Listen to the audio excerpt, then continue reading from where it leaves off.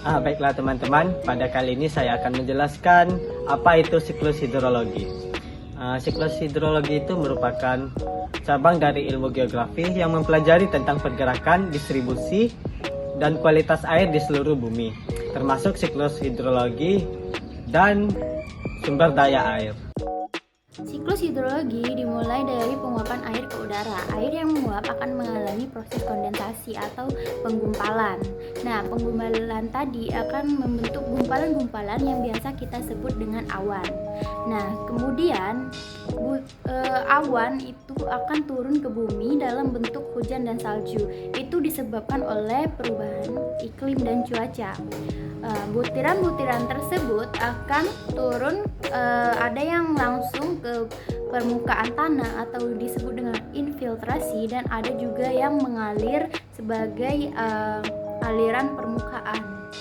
Nah, yang mengalir ini akan masuk ke tampungan-tampungan seperti waduk, cekungan tanah, danau, dan lain-lain. Nah, selanjutnya itu akan terulang lagi yang namanya proses hidrologi. Siklus hidrologi adalah siklus air yang tidak pernah berhenti dari atmosfer bumi dan kembali ke atmosfer melalui kondensasi, presipitasi, evaporasi, dan transpirasi. Materi yang akan saya bahas kali ini adalah siklus hidrologi secara sederhana dan juga tujuan terjadinya siklus hidrologi. Nah, sederhananya, siklus hidrologi itu merupakan proses penguapan air dari permukaan bumi menuju ke atmosfer. Setelah air menguap dari permukaan bumi ke atmosfer, maka air akan kembali lagi ke permukaan bumi dalam bentuk hujan. Nah, setelah hujan terjadi, maka air akan terserap oleh tanah dan akan muncul kembali sebagai sungai, dan air juga akan kembali lagi ke permukaan laut. Nah, siklus hidrologi ini akan terjadi secara berulang. Baiklah, selanjutnya yaitu tujuan dari siklus hidrologi. Nah, siklus hidrologi ini mempunyai tujuan untuk mempertahankan ketersediaan air yang ada di permukaan bumi, mempertahankan suhu permukaan bumi supaya dia tetap stabil, dan juga menyeimbangkan ekosistem yang ada di permukaan bumi.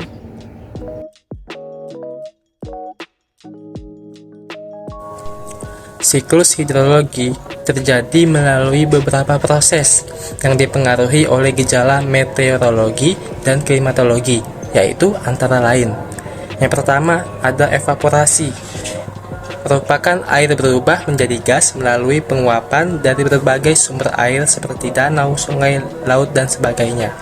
Evaporasi sendiri terjadi karena temperatur air yang cukup tinggi sehingga molekul air yang ada di permukaan memperoleh energi yang cukup untuk memisahkan diri dari air yang ada di permukaan. Kemudian penguapan ini terjadi pada tumbuhan atau jasad jasad hidup yang dikenal sebagai transpirasi. Transpirasi merupakan proses penguapan yang berasal dari jaringan hidup tanaman yang terletak di atas permukaan tanah. Faktor ini yang mempengaruhi proses terjadinya transpirasi adalah suhu, pergerakan air, kelembapan udara, kelembapan tanah, dan jenis tanaman. Ketika proses penguapan yang terjadi pada air laut dan yang terjadi pada tumbuhan berlangsung secara bersamaan, maka proses ini dinamakan evapotranspirasi. Evapotranspirasi merupakan kombinasi dari evaporasi dan transpirasi.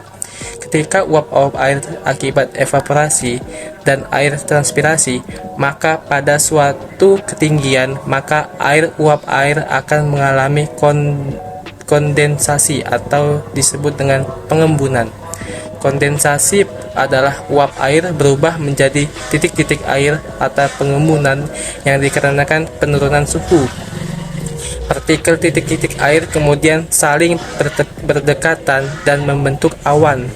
Karena adanya pergerakan angin, maka awan tersebut bergerak dan menuju daratan. Dan apabila awan ini berkumpul dan mencapai titik jenuhnya, maka terjadinya presipitasi atau yang kita sebut dengan hujan. Akibat dari hujan ini, maka sebagian air akan terjatuh ke permukaan bumi dan akan terjadi proses terinfiltrasi. Proses infiltrasi merupakan proses meresapnya air ke dalam tanah melalui pori-pori tanah. Selain meresap ke tanah, air hujan juga mengalir ke permukaan yang disebut dengan runoff. Runoff merupakan mengalirnya air ke drainase alam seperti sungai, danau, dan air ini akan mengalir ke laut kembali.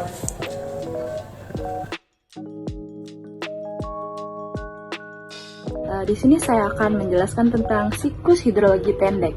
Nah, ada yang tahu nggak sih siklus hidrologi pendek itu apa? Siklus hidrologi pendek atau yang dikenal juga siklus hidrologi kecil. Siklus ini merupakan siklus yang paling sederhana karena hanya melibatkan beberapa hal. Nah, ada yang tahu nggak beberapa hal itu apa saja? Yang pertama, sinar matahari mengenai sumber-sumber air yang ada di bumi dan akan membuat semua air tersebut menjadi menguap. Yang kedua, karena penguapan tersebutlah terjadilah kondensasi, sehingga terbentuklah menjadi awan yang mengandung air. Yang ketiga, awan yang mengandung uap air tersebut mengalami kejenuhan, sebab itulah turunlah hujan di permukaan air laut. Siklus hidrologi sedang. Nah, penguapan dapat terjadi baik di laut maupun di daratan, dan awan pun terbentuk. Awan tersebut akan terbawa angin menuju daratan dan akan menimbulkan hujan. Dari air hujan tadi akan kembali mengalir ke laut melalui sungai yang ada di daratan. Nah, proses hidrologi sedang memiliki beberapa tahapan yang lebih panjang dibandingkan proses hidrologi pendek. Adapun beberapa tahapan-tahapan tersebut, yang pertama, matahari akan menyinari permukaan bumi, termasuk sumber-sumber air seperti laut, samudra, dan lain sebagainya. Sehingga sumber-sumber air tersebut akan mengalami proses penguapan. Yang kedua, akan terjadi proses evaporasi. Yang ketiga, uap air yang telah terbentuk dari hasil pemanasan bergerak karena tertiup oleh angin ke darat. Nah, yang keempat, terbentuklah awan karena proses pemanasan itu tadi. Yang kelima, hujan turun di atas daratan permukaan bumi. Yang terakhir, air yang turun akan mengalir ke sungai, kemudian mengalir lagi ke laut untuk kembali mengalami proses hidrologi. Siklus hidrologi panjang. Jadi, siklus hidrologi panjang adalah penguapan terjadi di permukaan laut dan awan terbentuk. Awan tersebut terbawa angin ke daratan, menyebabkan hujan di daratan. Air mengalir ke laut melalui sungai permukaan dan aliran bawah tanah. Pada dasarnya, siklus hidrologi merupakan proses alami yang vital dalam menjaga keseimbangan ekosistem di planet bumi dan menyediakan sumber daya air yang penting bagi kehidupan manusia dan ekosistem lainnya. Pada tahapan-tahapan siklus panjang meliputi matahari menyinari permukaan bumi termasuk sumber-sumber air seperti laut, samudra, dan lainnya, sehingga sumber-sumber air tersebut mengalami penguapan. Kemudian terjadi evaporasi, lalu uap air mengalami sublimasi. Uap air yang telah terbentuk dan mengalami sublimasi kemudian menyebabkan bentuknya awan yang mengandung kristal-kristal es. Awan yang terbentuk kemudian bergerak ke darat karena tiupan angin. Kemudian terjadilah hujan di atas daratan bumi.